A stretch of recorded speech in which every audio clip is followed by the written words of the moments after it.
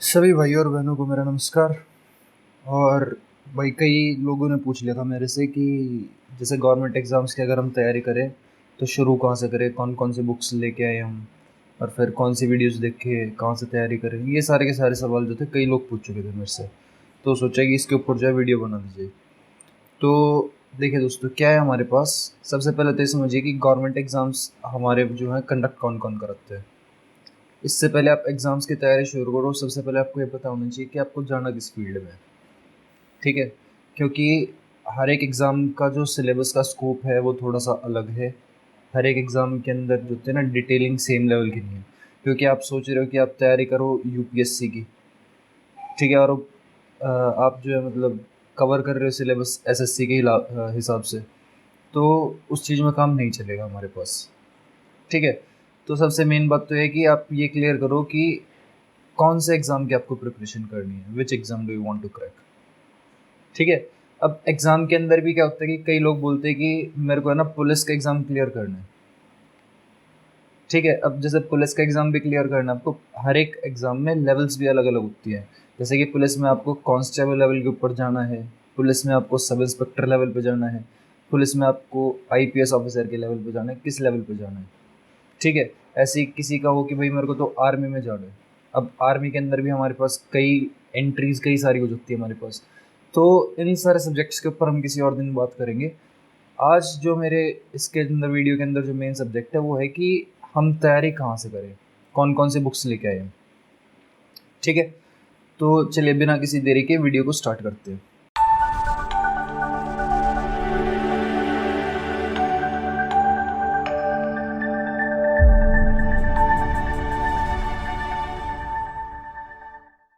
सबसे पहले दोस्तों देखिए, हमारे पास कोई भी एग्ज़ाम होगा उसके अंदर 4 सब्जेक्ट्स मेन हैं। कोई भी एग्ज़ाम हो, चाहे यूपीएससी का हो या एसएससी का हो, छोटे से छोटा और बड़े से बड़ा एग्ज़ाम, उसके अंदर ये 4 सब्जेक्ट्स कॉमन होंगे हमारे पास। First one is maths, second is reasoning, third one is our GK and fourth one is our English. ठीक है, अब ये 4 सब्जेक्ट्स ऐसे हैं कि आप चाहे कोई भी एग्ज़ाम की तैयारी कर लो, आपको पढ़ना ही पड़ेगी। इनका जो लेवल ऑफ कॉम्प्लिकेशन है, यानी कि कितना मुश्किल कितना आसान, वो थोड़ा चेंज हो सकता है बस। ठीक है, बाकी ये चारों के चारों सब्जेक्ट आपको हर एक एग्ज़ाम के अंदर देखने को मिल जाएंगे। अब इनके अंदर डिटेल में अगर हम देखें कि भाई मैथ्स में क्या क्या होता है, रीजनिंग में क्या टॉपिक्स है, जीके में क्या टॉपिक्स है और इंग्लिश में क्या टॉपिक्स हैं, तो चलते हैं नेक्स्ट पेज पे। जैसे कि सबसे पहले हमारे पास मैथमेटिक्स के टॉपिक्स हैं यहाँ पे। तो मैथमेटिक्स के टॉपिक्स अगर हम देखें तो सबसे पहले हमारे पास नंबर सिस्टम। नंबर सिस्टम के अंदर हमारे पास जो न्यूमेरिकल प्रॉब्लम्स होती है कि नंबर्स का जो खेल है, वो सारे के सारे क्वेश्चन इसमें आ जाते हैं। एलसीएम एचसीएफ हमारे पास, एलसीएम एचसीएफ से रिलेटेड प्रॉब्लम्स जो होंगी इसके अंदर, ये सारे के सारे जो टॉपिक्स है ये अपने आप में एक मतलब भंडार हैं पूरे के पूरे। ठीक है, कि ऐसा यो एक लाइन के अंदर मैं इनको सिंप्लीफाई नहीं कर सकता कि भाई इसके अंदर ये वाले क्वेश्चन आ जाएंगे, दूसरे जैसे सिंप्लीफिकेशन में एक पर्टिकुलर टाइप आ जाएगी। इसके अंदर हर एक चैप्टर के अंदर भी हमारे पास चार चार पाँच पाँच, किसी के अंदर सात सात आठ आठ अलग अलग टाइप्स बन सकती हैं। ठीक है, तो अभी फिलहाल सिर्फ टॉपिक्स देखते हैं क्या हमारे पास। एक है हमारे पास पार्ट्स, इंडिसेस एंड साइड्स, फिर है एवरेज, रेशियो एंड प्रोपोर्शन से related questions, alligation and mixture से रिलेटेड क्वेश्चंस। ये रेशियो प्रोपोर्शन और एलिगेशन एंड मिक्सचर, ये दो टॉपिक्स आपस में इंटर रिलेटेड है। ऐसे हमारे पास जो percentage, profit and loss, discount, simple interest और कंपाउंड इंटरेस्ट, ये 5 टॉपिक्स हमारे पास इंटर रिलेटेड हैं। इनके अंदर सेम टाइप के कंसेप्ट यूज होंगे। फिर हमारे पास time and work and pipe and cistern, ये एक अपने आप में एक अलग कैटेगरी है। फिर उसके बाद time and distance, boat and stream, ये एक अलग ग्रुप हो जाता है हमारे पास। उसके बाद हमारे पास सीक्वेंस एंड सीरीज, यानी कि अरिथमेटिक प्रोग्रेशन वगैरह से रिलेटेड क्वेश्चंस आ सकते हैं इसमें। फिर है अलजेब्रा, जो हमारा प्रॉपर अलजेब्रा होता है वो। फिर है हमारे पास ट्रिग्नोमेट्री और इसकी एप्लीकेशंस, यानी कि साइन थीटा कॉस थीटा तो हो गई, साथ में इस चीज़ को हम अप्लाई कहाँ पे कर सकते हैं वो भी चीज़ होगी। फिर ज्योमेट्री, यानी कि एंगल्स से रिलेटेड एक हमको फिगर दे दी जाएगी, 3-4 एंगल्स होंगे, बोला जाएगा कि ये जो एंगल मिसिंग है इसकी वैल्यू बताओ क्या है। क्लियर। उसके बाद हमारे पास मेंसुरेशन रिलेटेड प्रॉब्लम्स। इसके अंदर क्या होगा, 2 डायमेंशनल फिगर्स जैसे कि स्क्वायर, ट्राइंगल, पेंटागन वगैरह इस तरह से शेप्स हो, या फिर 3 डायमेंशनल फिगर्स हो, उनकी सरफेस एरियाज एंड वॉल्यूम्स, ये सारे के सारे टॉपिक्स आते हैं हमारे मेंसुरेशन में।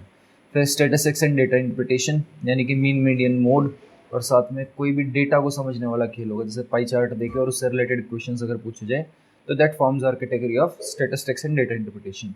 And there are some miscellaneous subjects. Miscellaneous subjects का मतलब क्या हुआ, जो इनमें से किसी कैटेगरी में नहीं आते, या फिर हो सकता है दो या दो से ज़्यादा कैटेगरीज के अंदर वो आ सकते हैं। ठीक है, तो ये तो थे हमारे पास मैथमेटिक्स के टॉपिक्स।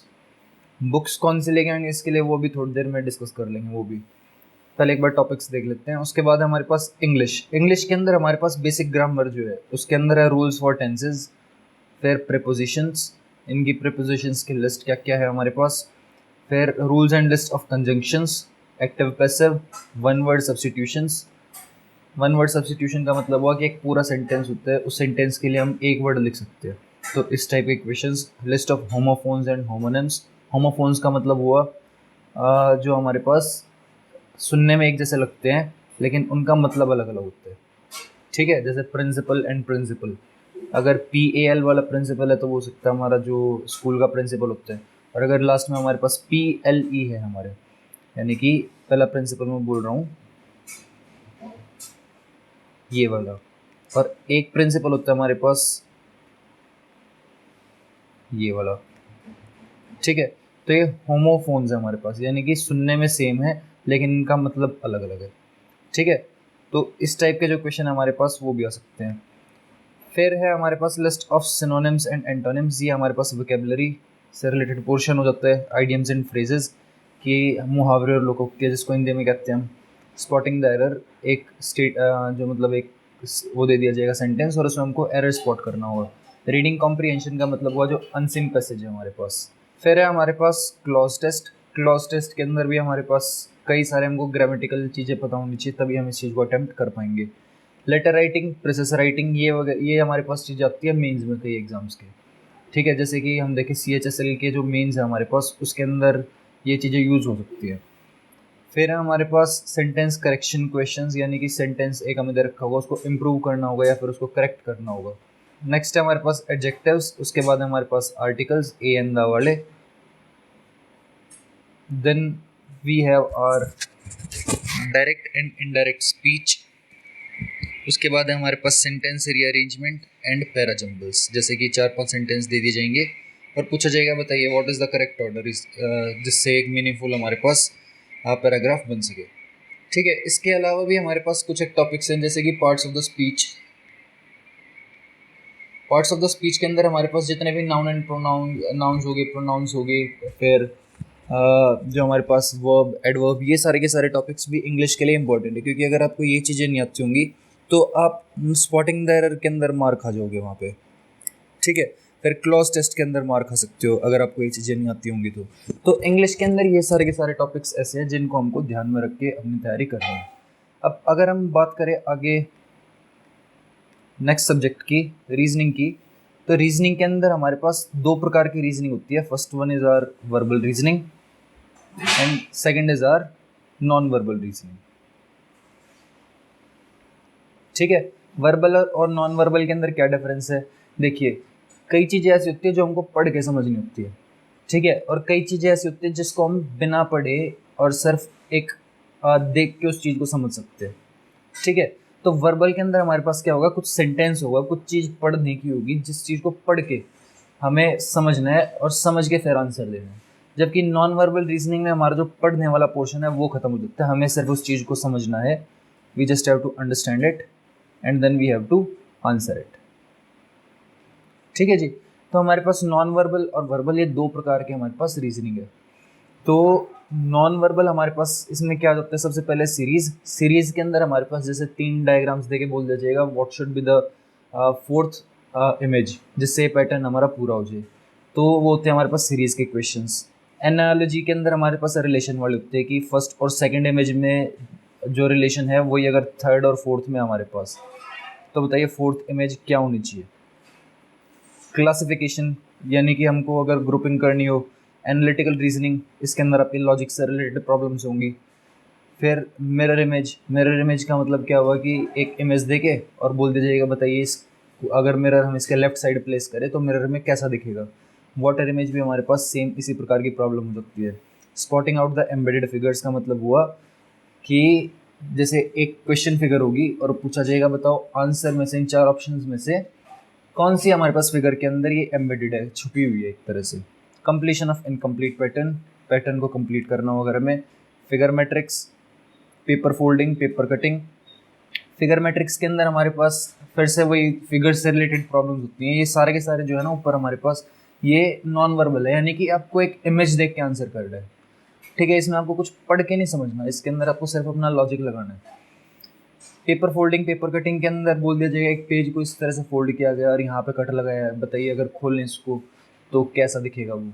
ऐसे ही हमारे पास रूल डिटेक्शन, कोई रूल हमें आइडेंटिफाई करना है। ग्रुपिंग ऑफ आइडेंटिकल फिगर्स, पूछा जाए बताओ इसमें से कौन सी इमेज ऐसी है जो इस ग्रुप से बिलोंग करती है। क्यूब्स एंड डाइस से रिलेटेड प्रॉब्लम्स, डॉट सिचुएशन और construction of squares and triangles. ये सारे के सारे हमारे पास नॉन वर्बल रीजनिंग के अंदर होते हैं, यानी कि इनके अंदर आपको कोई चीज़ पढ़नी नहीं है, इसके अंदर सिंपल आपको क्या करना है, इमेज देखनी है, इमेज देख के और अपना आंसर करना है वहाँ पे, ठीक है। वहीं अगर हम दूसरी तरफ बात करें वर्बल टेस्ट ऑफ रीजनिंग का, तो वर्बल रीजनिंग के अंदर हमारे पास सारे के सारे क्वेश्चन आते हैं जिसमें आपको कुछ पढ़ना है और फिर समझना है और फिर आंसर देना है, ठीक है। इसमें एक एडिशनल स्टेप आता है जिसमें आपको पढ़ के समझना है उस चीज़ को। सबसे पहले नंबर सीरीज, हमारे पास एक न्यूमेरिकल सीरीज दे रखी होगी, उसे पढ़ोगे आप और फिर आइडेंटिफाई करोगे कि नेक्स्ट क्या आना चाहिए इसमें। एनालॉजी के अंदर भी यही पैटर्न होगा, जैसे पहला में दे दिया 2:4, बताइए 4:, व्हाट आना चाहिए हमारे पास, तो 2:4 है तो 4:8 आएगा हमारे पास, तो दिस इज एनालॉजी, यानी कि एक रिलेशन बनाना हो हमें।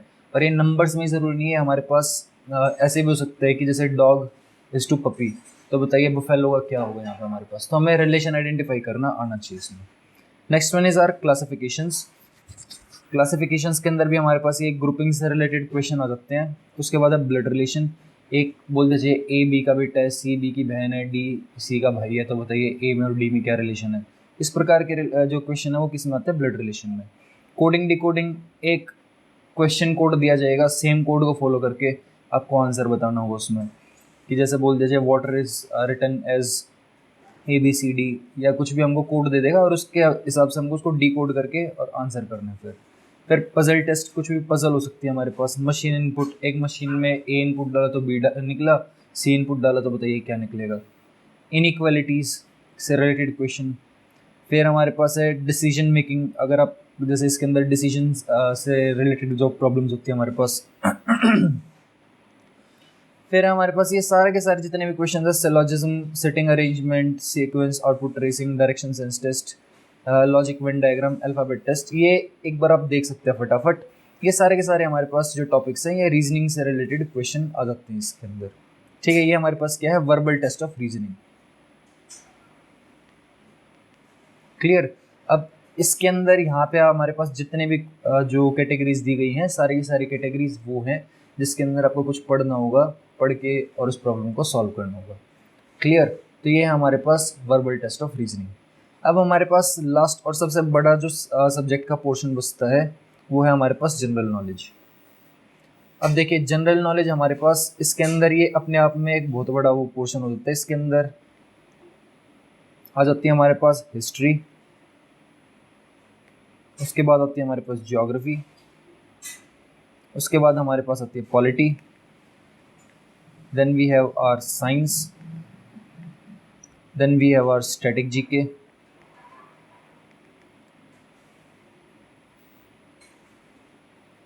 और उसके बाद भी हमारे पास एक चीज़ और बच जाती है, दैट इज करंट अफेयर्स,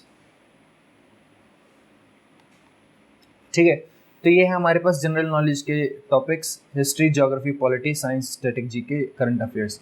और अगर आप किसी अच्छे पेपर की तैयारी कर रहे हैं तो उसके अंदर और भी टॉपिक्स आ सकते हैं, जैसे कि हमारे पास art and culture and economics, ये 2-3 सब्जेक्ट्स और आ सकते हैं हमारे पास, ठीक है। इकोनॉमिक्स तो वैसे देखा जाए तो कई एग्जाम्स में देखने को मिलेगा आपको, CHSL में भी आ जाते हैं कई बार क्वेश्चन, CGL में कई बार पूछे गए इससे रिलेटेड क्वेश्चंस, ठीक है। तो ये हमारे पास है जीके से रिलेटेड सब्जेक्ट्स। अब हिस्ट्री के अंदर भी हमारे पास जो एंशिएंट इंडिया होता है, medieval India, modern India. Geography के अंदर इंडियन ज्योग्राफी, वर्ल्ड ज्योग्राफी। फिर जो पॉलिटी हमारे पास, यानी कि जो कॉन्स्टिट्यूशन वगैरह से रिलेटेड, फंडामेंटल राइट से रिलेटेड जो क्वेश्चन है वो पॉलिटी में आ जाएंगे। साइंस में हमारे पास फिजिक्स, केमिस्ट्री, बायो, ये अपने आप में एक अलग बड़ा टॉपिक है। स्टैटिक जीके, करंट अफेयर्स, ये सारे के सारे हमारे पास जीके से रिलेटेड पोर्शन है। अब अगर हम देखें तो सबसे बड़ा जो सिलेबस का पार्ट है वो है जीके का, ठीक है, क्योंकि बाकी सारे के सारे सब्जेक्ट्स के कंपैरिजन में इसके अंदर बहुत ज़्यादा टाइम लगता है और इसका सिलेबस बहुत ज़्यादा वास्ट है। आप चाहे कितनी भी तैयारी कर लो फिर भी इसके अंदर कुछ ना कुछ पोर्शन ऐसा होता है जो रह ही जाएगा, ठीक है। जैसे मैथ्स की आप बार बार प्रैक्टिस करके और अपना स्कोर काफ़ी अच्छा कर सकते हो, लेकिन जीके के अंदर इस चीज़ की गारंटी नहीं है कि जो आपने पढ़ा है उसी में से आएगा। क्लियर? तो सबसे बड़ा पोर्शन है हमारे पास जीके का। उसके बाद अगर हम देखें नेक्स्ट लेंथीएस्ट सिलेबस किसका है, उसके बाद है हमारे पास मैथमेटिक्स, उसके बाद है हमारे पास रीजनिंग, और लास्ट में सबसे छोटा सिलेबस है हमारे पास इंग्लिश का। इंग्लिश के अंदर अगर हम वोकेबलरी पोर्शन को ना देखें, क्योंकि वोकेबलरी खुद बहुत ज़्यादा वास्ट होती है, तो सबसे छोटा सिलेबस हमारे पास इंग्लिश का है कि इंग्लिश के अंदर सबसे मतलब कम से कम टॉपिक्स हैं, उनको पढ़ के हम ज़्यादा से ज़्यादा क्वेश्चंस को आंसर कर सकते हैं।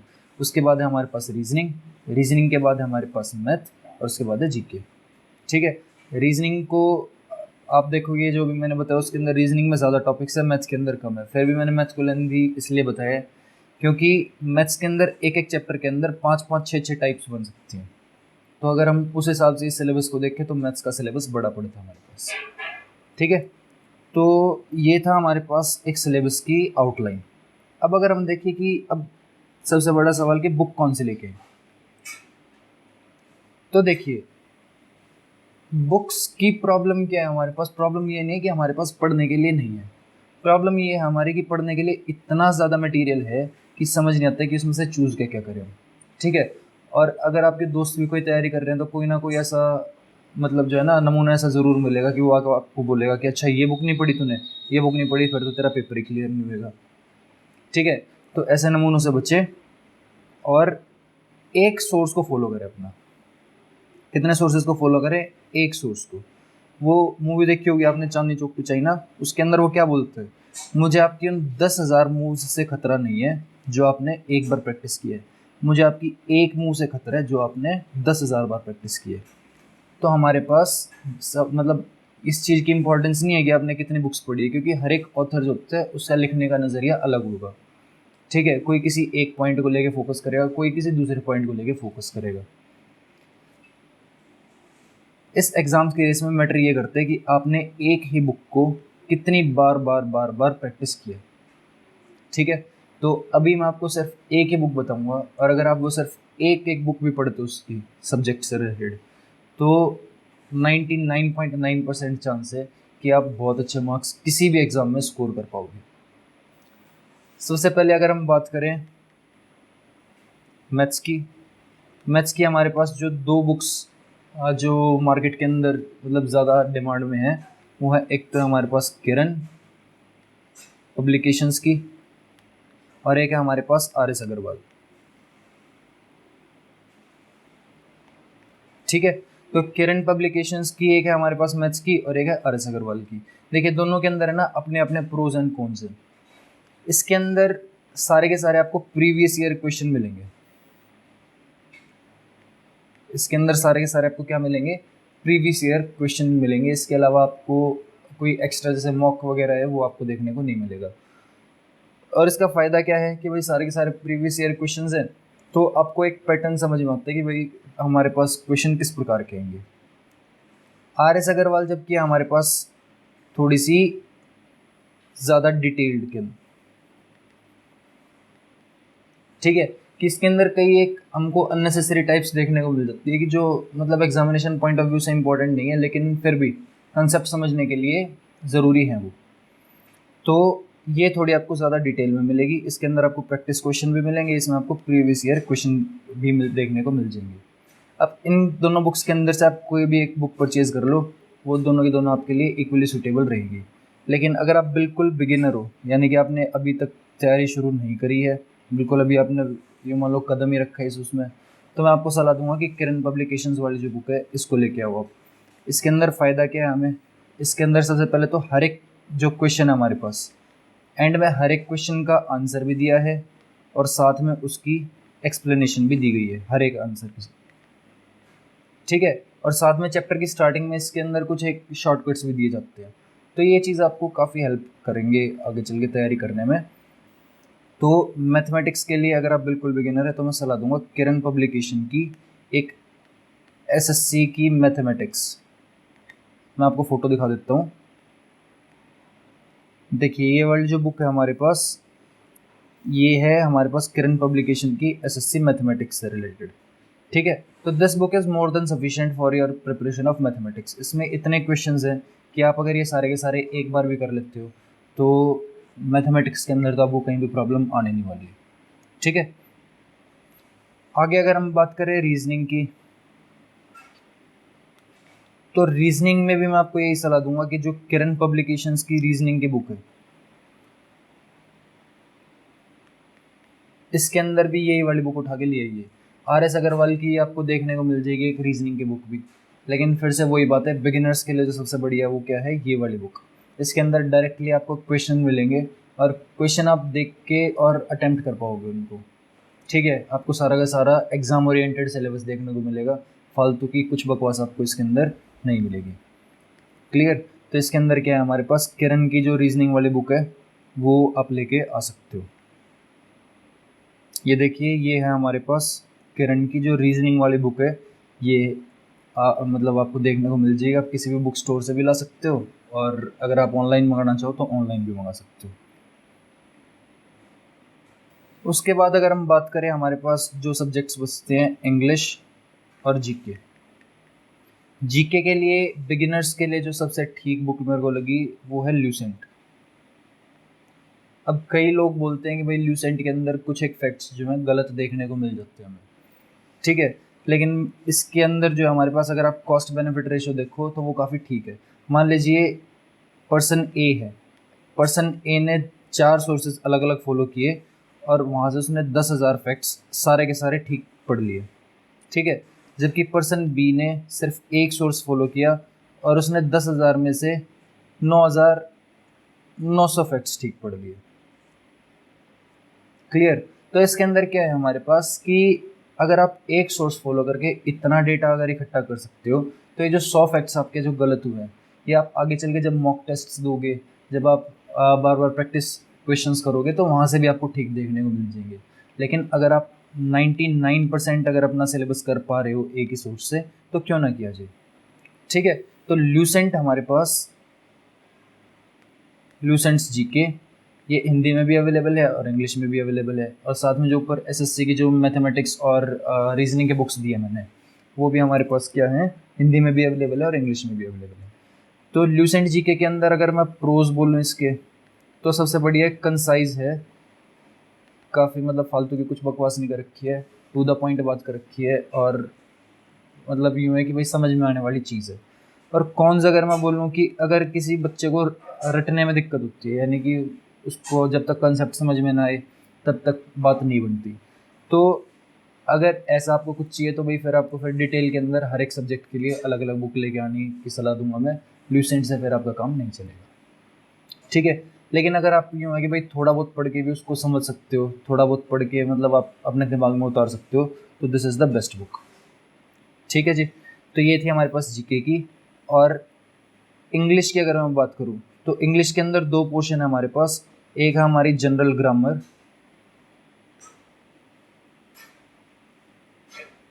और एक है हमारी वोकेबलरी।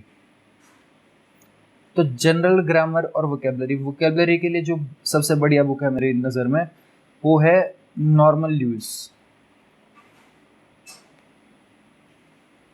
नॉर्मन ल्यूइस की बुक है वर्ड पावर मेड इजी।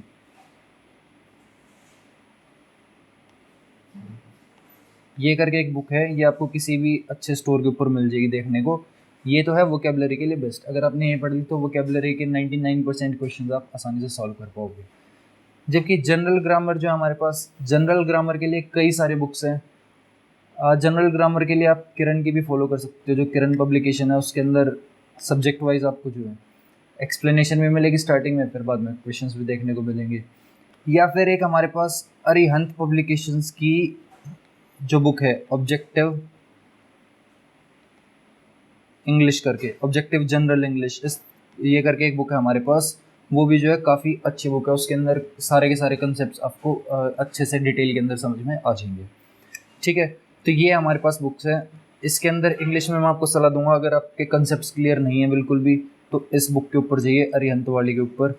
ये पढ़ के आपको जो है कंसेप्ट क्लियर हो जाएंगे। लेकिन अगर आपको यूँ है कि आपका इंग्लिश का बेस ठीक है और आपको सिर्फ क्वेश्चंस की प्रैक्टिस करनी है, तो उसके अंदर फिर मैं सलाह दूंगा कि आप चाहिए किरण पब्लिकेशंस वाली बुक की तरफ। इसके अंदर आपको भर भर के क्वेश्चंस मिल जाएंगे। ठीक है, तो ये है हमारे पास बुक्स जो आपको फॉलो करने की ज़रूरत है। अब एक चीज़ ध्यान में आपको क्या रखनी है कि इन बुक्स के अलावा आपको और कोई बुक लाने की आवश्यकता नहीं है। कोई आपको आके सलाह दे कि भाई ये वाली बुक लेके आ, इसके अंदर बहुत बढ़िया सवाल है, ये वाली बुक लेके आ, इसके अंदर बहुत अच्छे सवाल है। अगर जब तक आप ये वाली बुक्स नहीं कर लेते पूरी, तब तक किसी दूसरी बुक के ऊपर आपको जाने की ज़रूरत नहीं है। ठीक है, क्योंकि वही बात है ना, उसके अंदर फिर आपका बार बार ध्यान डाइवर्ट होगा कि अच्छा ये वाली बुक, फिर दूसरी लेके आओगे, फिर कोई दूसरा बंदा आके कोई और बुक का नाम सजेस्ट करेगा, फिर वो लेके आओगे। That is just wastage of money. ठीक है, आप इस एक सोर्स को पहले कंप्लीट करिए। जब आप इनको एक बार कवर कर लोगे तो आपको कॉन्फिडेंस ऑटोमेटिकली डेवलप होगा। और अगर आप एक बार ये पूरा का पूरा सिलेबस कवर कर लेते हो, ये जो मैंने बुक्स बताई हैं इनको अच्छे से पढ़ लेते हो, तो उसके बाद सिर्फ आपको मॉक टेस्ट देने की ज़रूरत पड़ेगी। ठीक है, मॉक टेस्ट का मतलब हुआ यानी कि पेपर से पहले जैसे हम प्रैक्टिस क्वेश्चन पेपर अटेम्प्ट करते हैं, तो वो। इसके अलावा इन बुक्स के अलावा मुझे नहीं लगता है कि अगर आप एसएससी की, एचएसएससी की या फिर बैंकिंग एग्जाम्स वगैरह की कोई तैयारी कर रहे हो, तो इसके अलावा आपको कोई और सोर्स फॉलो करने की ज़रूरत पड़ेगी। इसमें हमारे पास एक दो चीज़ जो बचती है वो क्या है, एक तो बचा हमारे पास स्टैटिक जीके पोर्शन, और एक बचा हमारे पास करंट अफेयर्स। स्टैटिक जीके तो आप ल्यूसेंट वाले से ही कवर कर लोगे। ठीक है, जो हमारे पास बचता है करंट अफेयर्स वाला पोर्शन, क्योंकि करंट अफेयर्स काफ़ी इंपॉर्टेंट होते हैं। इससे रिलेटेड ही हमारे पास हिस्ट्री के भी क्वेश्चंस बन जाते हैं कई बार, ज्योग्राफी के भी, पॉलिटी के भी कई बार क्वेश्चंस बन जाते हैं। तो करंट अफेयर्स का एक बहुत ही इंपॉर्टेंट रोल है। अब करंट अफेयर्स कहाँ से फॉलो करें? देखिए, अब आपको सुन के हैरानी होगी, मैं आपको बोलता हूँ कि न्यूज़पेपर्स मत पढ़ो, डोंट रीड न्यूज़पेपर्स, क्योंकि इसके अंदर आप टाइम लगाओगे बहुत ज़्यादा, और इसके अंदर जो मतलब डेटा आपकी समझ में भी नहीं आने वाला।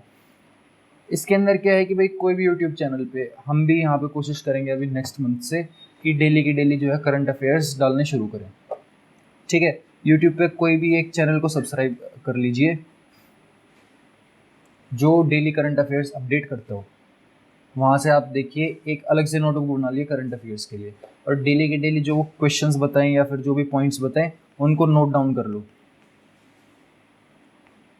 ठीक है, अब उसके अंदर भी कुछ एक इम्पॉर्टेंट पॉइंट्स होते हैं कि जो ज़्यादा इंपॉर्टेंट होते हैं बाकियों की कंपैरिजन में। जैसे मान लीजिए एक दिन में 10 अगर आपको करंट अफेयर्स मिले, तो 10 के 10 इम्पॉर्टेंट नहीं होते। उन 10 में से कोई एक या दो पॉइंट ऐसा होगा जो यूँ लगता है कि हाँ भाई ये एग्जामिनेशन पॉइंट ऑफ व्यू से इम्पॉर्टेंट है। ठीक है, तो उनको क्या कर लीजिए, उनको हाईलाइट कर लीजिए, रेड पेन से मार्क कर लो, स्टार मार्क कर लो, या हाईलाइटर से उसको निशान डाल दो उस पर। तो उन पॉइंट्स को जो है एग्ज़ाम से पहले आप अच्छे से रिवाइज कर सकते हो। बाकी पॉइंट्स को भी रिवाइज करो, लेकिन उनके ऊपर थोड़ा ज़्यादा ध्यान दो। ठीक है, तो ये चीज़ अगर आप करते हो तो करंट अफेयर्स पोर्शन जो आपका, वो भी बहुत अच्छे से तैयार हो जाएगा, और इसके अंदर कोई दिक्कत नहीं होगी आपको। और जब भी आपका एग्ज़ाम हो, एग्ज़ाम से एटलीस्ट 6 महीने पहले, एग्ज़ाम से एटलीस्ट 6 महीने पहले तक के सारे करंट अफेयर्स आपको याद होने चाहिए। ठीक है, अगर आपकी तैयारी अच्छे से चल रही है तो 6 महीने की जगह मैं आपको सलाह दूंगा 1 साल की। ठीक है, 1 साल के अगर आप करंट अफेयर्स कर सकते हैं तो बहुत अच्छी बात है, लेकिन कम से कम 6 महीने पीछे तक के आपको सारे के सारे करंट अफेयर्स अच्छे से पता होने चाहिए। ठीक है, तो ये था हमारे पास सारा का सारा सिलेबस, सारा का सारा जो सोर्सेज कहाँ से फॉलो करने हैं, बुक्स कहाँ से फॉलो करनी है। और अभी हम कोशिश करेंगे कि हम अपने ही चैनल के ऊपर आपको स्टडी मटेरियल प्रोवाइड करवाएं, जिसके अंदर हम आपको सारे के सारे मैथमेटिक्स से रिलेटेड जो कॉन्सेप्ट्स हैं वो क्लियर करा देंगे। और नेक्स्ट मंथ से करंट अफेयर्स की जो वीडियोज़ हैं, डेली करंट अफेयर्स की वीडियोज़ भी डाल देंगे। तो अगर आप वो अपडेट्स पाना चाहते हैं तो हमारे चैनल को सब्सक्राइब कीजिए, और अगर आपको वीडियो यूँ लगी होगी भाई हेल्पफुल है तो लाइक कर दीजिएगा, अपने दोस्तों में शेयर कर दीजिएगा। तो इसी के साथ वीडियो जो है समाप्त करते हैं। जय हिंद, जय भारत।